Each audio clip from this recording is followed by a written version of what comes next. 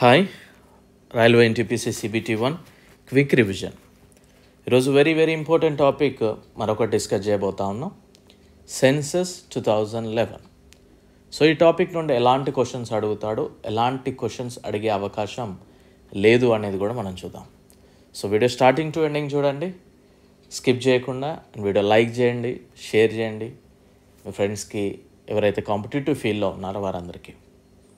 ఓకేనా? సబ్స్క్రైబ్ చేసుకున్న వాళ్ళు ఉన్నట్లయితే సబ్స్క్రైబ్ చేసుకోండి. మన యొక్క యాప్ లాస్ట్ బెంచెస్ హబ్ అనే యాప్ని డౌన్లోడ్ చేసుకోండి, లింక్ డిస్క్రిప్షన్లో ఇచ్చాను. అండ్ టెలిగ్రామ్ ఛానల్లో కూడా జాయిన్ అవ్వండి. రైల్వే ఎగ్జామ్స్కి ఎలా ప్రిపేర్ అవ్వాలో, ఏం కావాలో అవి మాత్రమే మనం చెప్పడం జరుగుతుంది. సో ఓకేనా? అండ్ మొట్టమొదటిసారిగా ఇంతవరకు మీకు తెలుగులో ఎలాంటి బుక్ లేదు, రైల్వే ప్రీవియస్ క్వశ్చన్స్కి సంబంధించింది. సో మనం మొదటిసారిగా రిలీజ్ చేయడం జరిగింది. 3000+ బుక్స్ కూడా సేల్ అవ్వడం జరిగింది. Very happy for that. So తీసుకోవాలి అనుకునే వాళ్ళు, బుక్లో కంటెంట్ ఏంటి, ఎలా తీసుకోవాలి ఏంటి అనేవాళ్ళు, వీడియో లింక్ డిస్క్రిప్షన్లో ఉంటుంది బుక్ అని. ఆ వీడియో చూడండి, తీసుకోండి. Okay, so coming to the topic, census.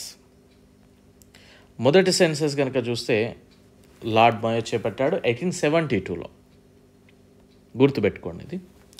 First కంప్లీట్గా జనగణన వచ్చేసి 1881లో చేయబడింది.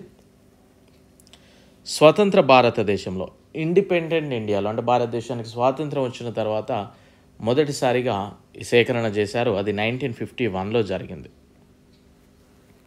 అండ్ 14th సెన్సస్, అంటే 2011 కంటే ముందు 14వ సెన్సస్ వచ్చేసి 2001లో జరిగింది. ఇవి గుర్తుపెట్టుకోండి, 3 పాయింట్స్. ఇక 2011 సెన్సస్ గురించి చూస్తే ఇది 15వ సెన్సస్ ఓవరాల్గా చూస్తే.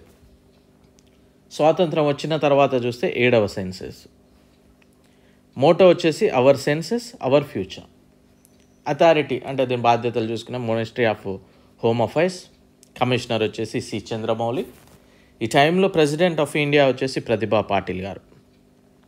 First female president Pratibha Patil. And first female Lok Sabha speaker ఎవరో తెలియజేయండి.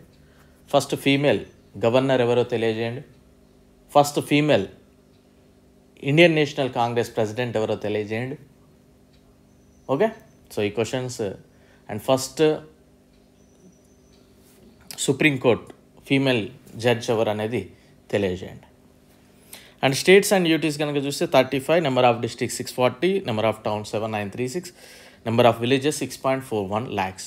సో ఇక్కడ వాల్యూస్ మనం చూసేటప్పుడు వాళ్ళు అప్రాక్సిమేట్గానే అడుగుతారండి. ఏదో ఇప్పుడు సపోజ్ భారతదేశ జనాభా అనుకోండి 120 కోట్లు అనుకుందాం. 120 పాయింట్ సంథింగ్ ఎంతో ఉంది, కానీ వాళ్ళు ఆప్షన్స్లో ఏమి ఇస్తారు? 120, 130, 140, 150 ఈ విధంగానే ఇస్తాడండి. ఏం మరీ మిమ్మల్ని కన్ఫ్యూజ్ చేసేలా మ్యాథ్స్లో ఇచ్చినట్లు, 1 సెకండ్, రైట్, మ్యాథ్స్లో ఇచ్చినట్లు ఈ విధంగా ఏమి ఇవ్వడండి. 120.1, 120.01, 120.10, 120.11 ఇలా ఏమి ఇవ్వడు. సో ఓకేనా? సో మీరు ఎక్కువ థింక్ చేసి పాడవ్వకండి. క్లియర్? సో ఇక్కడ చూద్దాం. జనాభా కనుక చూస్తే 2001తో పోల్చుకుంటే, కంపేర్ చేసుకుంటే మాత్రం 17.64% పెరిగిందండి. 17.64% పెరిగింది. భారతదేశ జనాభా కనుక చూస్తే అప్రాక్సిమేట్లీ 1210.2 million. So 121 crores. ఆ విధంగా గుర్తుపెట్టుకుంటే సరిపోద్ది. పురుషులు కనుక చూస్తే అప్రాక్సిమేట్లీ 623.7 million. ఓకేనా? అంటే 62 కోట్లు సుమారుగా. అండ్ స్త్రీలు కనుక చూస్తే 58 crores, 586.5 million. ఈ పర్ఫెక్ట్ వాల్యూస్ అవసరం లేదు. అండ్ అత్యధిక, వెరీ ఇంపార్టెంట్ అండి, ఇలాంటివి నేర్చుకోవాలి మనం. అత్యధిక జనాభా గల రాష్ట్రం ఉత్తరప్రదేశ్. అత్యల్ప, లోయెస్ట్ జనాభా గల రాష్ట్రం సిక్కిం. అత్యధిక జనాభా గల కేంద్రపాలిత ప్రాంతం ఢిల్లీ. అత్యల్ప జనాభా గల కేంద్రపాలిత ప్రాంతం లక్షద్వీప్. అత్యధిక జనాభా గల జిల్లా థానే జిల్లా, మహారాష్ట్ర. అండ్ అత్యల్ప జనాభా గల జిల్లా దిబాంగ్ వ్యాలీ, అరుణాచల్ ప్రదేశ్. ఈ ప్రతిదీ కూడా నేర్చుకోవాలి మనం. ఓకే, అండ్ అత్యధిక జనాభా గల రాష్ట్రం ఓవరాల్గా కొన్ని చూద్దాం. ఆర్డర్ అడిగే అవకాశం కూడా లేకపోలేదు, సో నేర్చుకుందాం. First UP, Maharashtra, Bihar, west Bengal, Andhra Pradesh, Madhya Pradesh. And అత్యధిక జనాభా గల కేంద్రపాలిత ప్రాంతాలు కనుక చూస్తే ఢిల్లీ, పుదుచ్చేరి, చండీగఢ్, అండమాన్ నికోబార్ ఐలాండ్, దాద్రా నగర్ హవేలీ, దమన్ అండ్ డయ్యూ, లక్షద్వీప్. రివర్స్లో అయితే మనకి తక్కువ నుండి ఎక్కువ, పైనుండి అయితే ఎక్కువ నుండి తక్కువ. ఓకే. లిటరసీ కనుక చూస్తే 2001లో 64.83%గా ఉండేది. సో ప్రజెంట్ కనుక 2011 కనుక చూస్తే 2011 సెన్సస్ ప్రకారం చూస్తే 74.04%, అంటే అప్రాక్సిమేట్లీ 74. That's it. 0.04 నేర్చుకోవాల్సిన అవసరం లేదు. 74. మేల్స్ వచ్చేసి 82%, ఫీమేల్స్ వచ్చేసి 65%. సో వెరీ ఇంపార్టెంట్ పాయింట్స్ ఇవి. మళ్ళీ దీంతోపాటు ఇది అత్యధిక అక్షరాస్యత గల రాష్ట్రం వచ్చేసి కేరళ, అప్రాక్సిమేట్లీ 94%. అత్యల్ప అక్షరాస్యత గల రాష్ట్రం వచ్చేసి బీహార్, 63.82%, అంటే 64%. అత్యధిక అక్షరాస్యత గల కేంద్రపాలిత ప్రాంతం వచ్చేసి లక్షద్వీప్. అత్యల్ప అక్షరాస్యత గల కేంద్రపాలిత ప్రాంతం వచ్చేసి UT, 76.24%. And top literacy district, అత్యధిక అక్షరాస్యత గల జిల్లా సర్చిప్, మిజోరాంలో ఉంది, approximately 99%.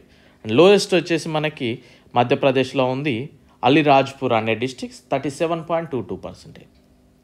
And top literate states and UT రెండు కంబైన్డ్ కనుక చూస్తే కేరళ, లక్షద్వీప్, మిజోరాం, గోవా, త్రిపుర. అంటే ఈ లక్షద్వీప్ అనేది యూటీ వెళ్ళకపోతే మనం మిగిలిన ఆర్డర్ మనం నేర్చుకోవచ్చు. ఓకే. జనసాంద్రత 2001లో 325గా ఉండేది చదరపు కిలోమీటర్కి. బట్ 2011లో వచ్చేసి 382 ప్రతి చదరపు కిలోమీటర్కి అయిపోయింది. అండ్ వెరీ ఇంపార్టెంట్ పాయింట్స్ ఈ ప్రతిదీ కూడా ఇంపార్టెంట్ ఇక్కడ. అత్యధిక జనసాంద్రత గల రాష్ట్రం బీహార్, పర్ స్క్వేర్ కిలోమీటర్కి 1106, అంటే 1106 కిలోమీటర్ల మంది పర్ చదరపు కిలోమీటర్కి. అత్యల్ప జనసాంద్రత గల రాష్ట్రం వచ్చేసి అరుణాచల్ ప్రదేశ్, కేవలం 17 మందే. అత్యధిక జనసాంద్రత గల కేంద్రపాలిత ప్రాంతం న్యూఢిల్లీ, 11,320 మంది. అత్యల్ప జనసాంద్రత గల కేంద్రపాలిత ప్రాంతం అండమాన్ నికోబార్ ఐలాండ్, 46. అత్యధిక జనసాంద్రత గల జిల్లా north east, national capital territory of ఢిల్లీలో ఉంది మనకి ఇక్కడ, 11,297. అత్యల్ప జనసాంద్రత గల జిల్లా దిబాంగ్ వ్యాలీ, అరుణాచల్ ప్రదేశ్, ఒక్కరు, అంటే చదరపు కిలోమీటర్కి ఒక్కరే అన్నట్టు. సో ఓకేనా, అంత తక్కువ అన్నట్టు. అండ్ సెక్స్ రేషియో కనుక చూస్తే స్త్రీ పురుష నిష్పత్తి 2001లో 933గా ఉండేది. సో ఇక్కడ రెండు రకాలుగా వాళ్ళు డివైడ్ చేస్తారంటే బిలో 6 years ఒకటి చూసుకుంటా ఉంటారు, ఓవరాల్గా ఒకటి చూసుకుంటారు. సో ఓవరాల్గా చూస్తే ప్రతి 1000 మంది మగవారికి 943 స్త్రీలు, అంటే అప్రాక్సిమేట్లీ 940. సో మీకు ఆప్షన్స్లలో మేజర్గా ప్రీవియస్ ఎగ్జామ్ చూస్తే 940 ఇచ్చినట్లు కొన్ని కనిపిస్తున్నాయి, కొన్నిట్లో 943 కనిపిస్తుంది. ఓకేనా. సో అప్రాక్సిమేట్లీ 940 అని ఇచ్చిన నాట్ అన్ ఇష్యూ. సో ఇక్కడ ఓవర్గా ఆలోచించి ఆప్షన్లో 940, 943 వస్తే ఎలా అనే డౌట్ రావచ్చు. అలా ఏం రాదండి, డెఫినెట్లీ రాదు. ఓకే. సో స్త్రీ పురుష నిష్పత్తిలో ముందున్న రాష్ట్రం కేరళ, ప్రతి 1000 మంది మగవారికి 1084 మంది స్త్రీలు అన్నట్టు. అండ్ స్త్రీ పురుష నిష్పత్తిలో చివర ఉన్న రాష్ట్రం 1000 మంది పురుషులకి 870 మంది స్త్రీలు హర్యానాలో ఉన్నారు. స్త్రీ పురుష నిష్పత్తిలో ముందున్న యూటీ వచ్చేసి పుదుచ్చేరి, 1000 మంది పురుషులకి 1037 మంది స్త్రీలు. స్త్రీ పురుష నిష్పత్తిలో చివర ఉన్న కేంద్రపాలిత ప్రాంతం దమన్ డయ్యూ, 1000 మంది పురుషులకు కేవలం 618 స్త్రీలు. అండ్ చిన్నపిల్లల్లో స్త్రీ పురుషులు అనేది, చిన్నపిల్లలు అంటే 6 to 6 years వరకు వీళ్ళు క్యాలిక్యులేట్ చేస్తారు. 2001లో కనుక చూస్తే 927 ఉండేది. అండ్ అప్పట్లో 2011 కనుక చూస్తే 919 స్త్రీలు, అప్రాక్సిమేట్లీ 914గా వాళ్ళు తీసుకున్నారు వాళ్ళు సెన్సస్ వాళ్ళు. ఓకేనా. హైయెస్ట్ అంటే ఎక్కువ చైల్డ్ సెక్స్ రేషియో వచ్చేసి మిజోరాం, 971 ఫీమేల్స్ ఉన్నారు ఫర్ 1000 బాయ్స్కి. And lowest child sex ratio వచ్చేసి హర్యానా, 830. అండ్ ఈ టైంలో కనుక చూస్తే మనకి 2021లో నేషనల్ ఫ్యామిలీ హెల్త్ సర్వే అని ఒకటి వచ్చింది. ఈ ప్రకారం భారతదేశ స్త్రీ పురుష నిష్పత్తి వచ్చేసి 1000 మంది పురుషులకు 1020 మంది స్త్రీలు అయితే ఉన్నారని ఒక రిపోర్ట్ వచ్చింది. ఇది ఆ సెన్సర్ కిందకి ఏం రాదు. ఓకేనా. అండ్ 2021లో జనరల్గా జరగాలి, బట్ కోవిడ్ వల్ల డిలే అయిపోయింది. మేబీ ఈ పార్క్ని క్లోజ్ చేశాక స్టార్ట్ చేస్తారు కావచ్చు మళ్ళీ. ఓకేనా. సో ఇదండి census, very very important and very confusion part. అంటే మనం జనసాంద్రత దగ్గర ఉన్న స్టేట్ నేము పాపులేషన్లో పెట్టినా లేదా లిటరసీలో పెట్టినా సెక్స్ రేషియోలో పెట్టినా కానీ ప్రాబ్లం అయిపోతుంది. సో మల్టిపుల్ టైం రివిజన్ చేయండి. ఓకే. సో మీ ఫ్రెండ్స్కి షేర్ చేయండి. డెఫినెట్లీ మీకు ఉపయోగపడే క్లాస్ కాదు, రైల్వేకి ఉపయోగపడే క్లాస్ చెప్తా.